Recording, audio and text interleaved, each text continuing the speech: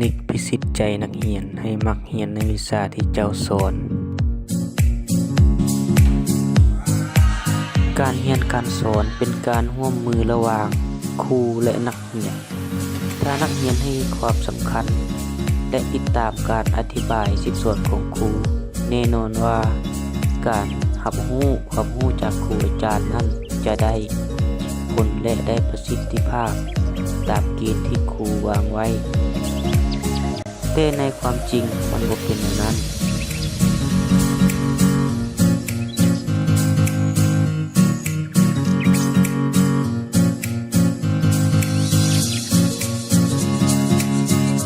ปัญหาเหล่านี้เกิดขึ้นย้อนหยัง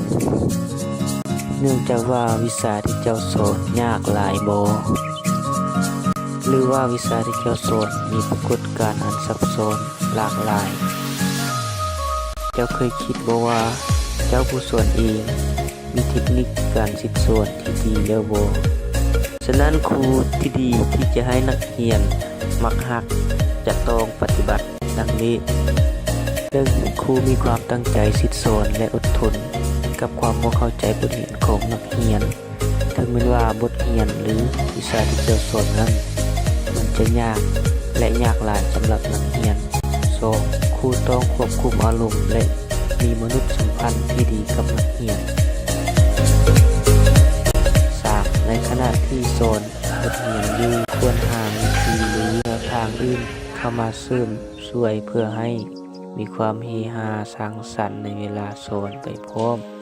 4กรณีในห้องเรียนมีผู้อื่นเสียวลมมูครูต้องเข้าไปหาโดยการอธิบายบทเรียนแต่บ่ควรใช้คำให้ด่า5ครูควรหานิทานสุดหัวมาเล่าหรือว่าเล่นกิจกรรมต่างเพื่อเป็นการผ่อนคลายสมองของนักเรียนเมื่อเรียนเวลาโดนพอสมควรแล้ว6การแจกคะแนนเป็นอีกหนึ่งที่สำคัญที่จะกระตุ้นให้นักเรียนมีความกระตือรือร้นห้าวหันในการเรียนเพียงเท่านี้ถ้าเจ้านำไปปฏิบัติในการสิสอนของเจ้ารับรองว่านักเรียนจะมักฮักในวิชาที่เจ้าสอนและยังจะอยากเรียนนำเจ้าอีกด้วย